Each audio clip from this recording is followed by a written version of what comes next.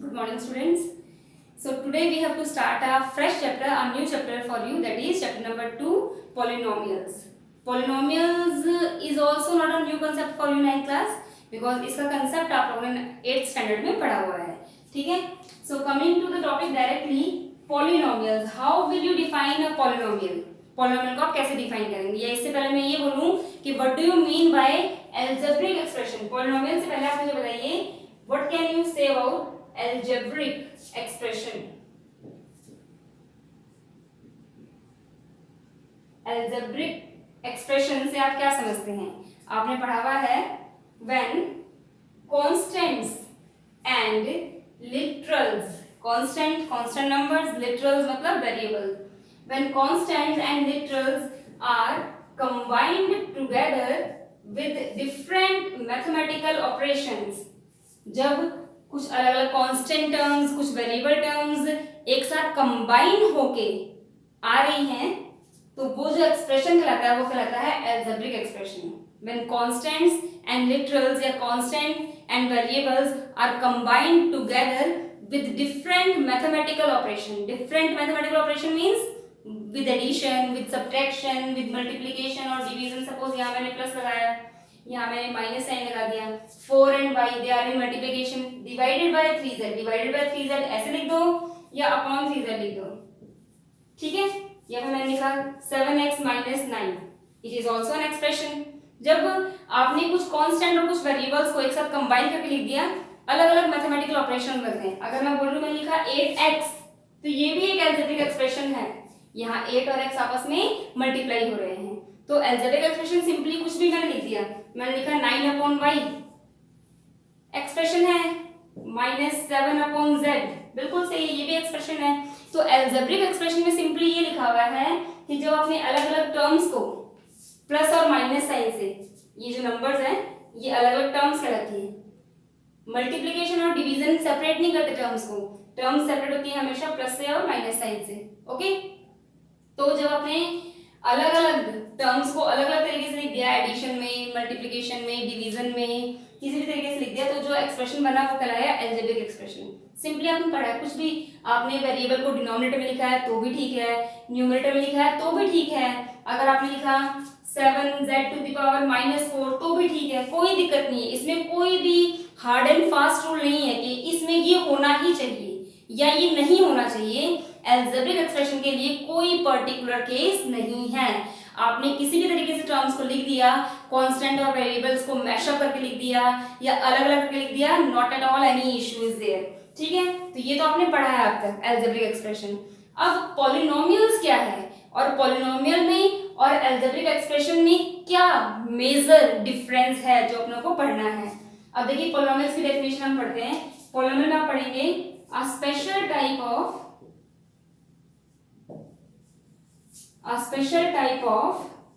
algebraic expression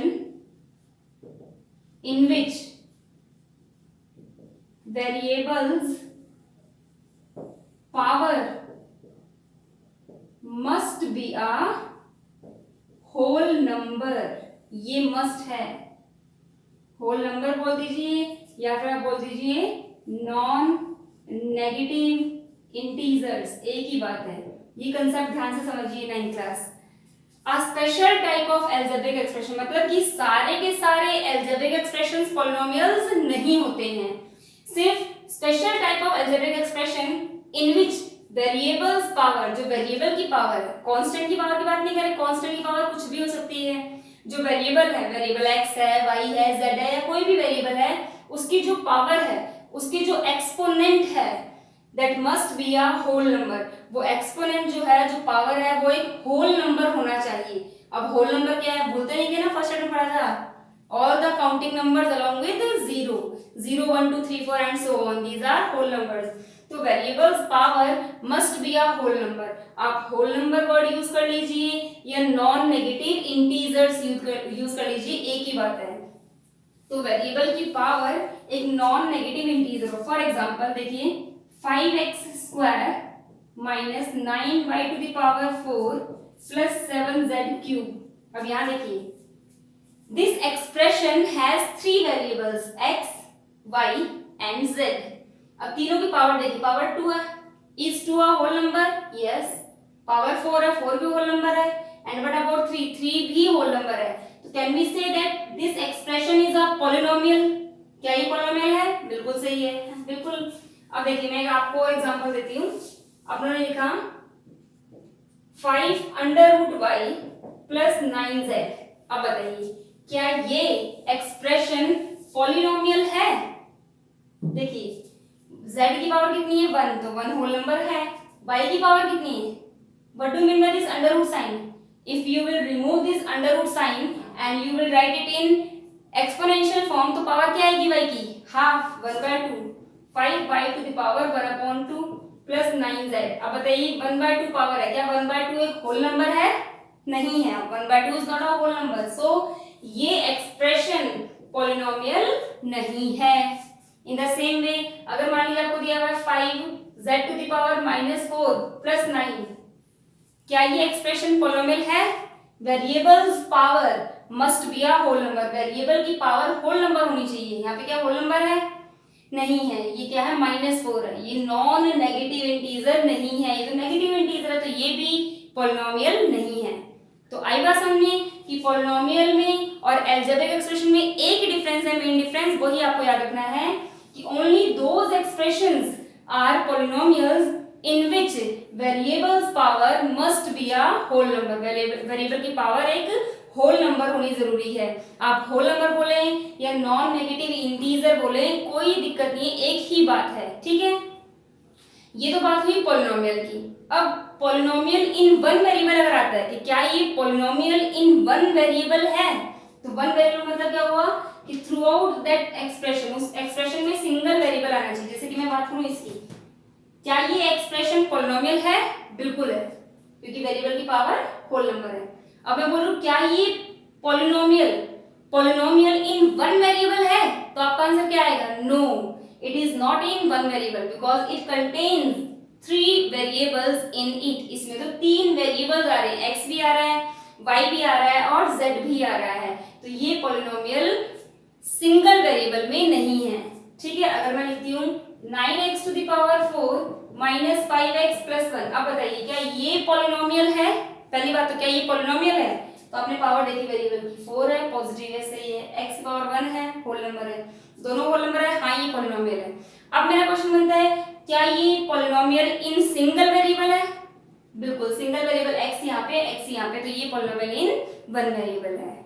आई बात समझ में? पॉलिनोमियल क्या होते हैं और चेक करना है अगर आपको कि बताइए पॉलिनोमियल है या नहीं है, तो आपको सिर्फ सिंगल जो ये आपको मैंने डेफिनेशन बताई है इसके अकॉर्डिंग याद करनी है कि वेरिएबल की पावर एक होल नंबर होनी जरूरी है।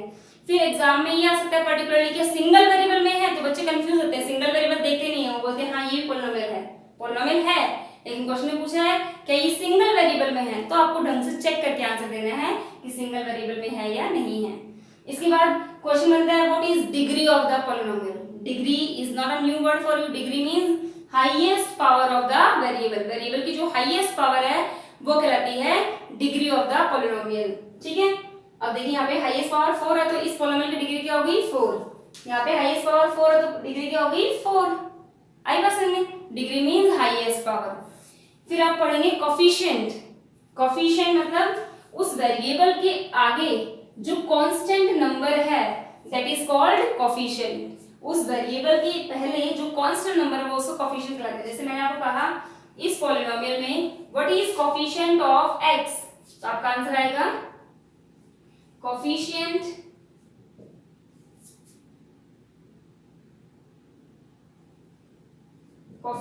Of x is -5।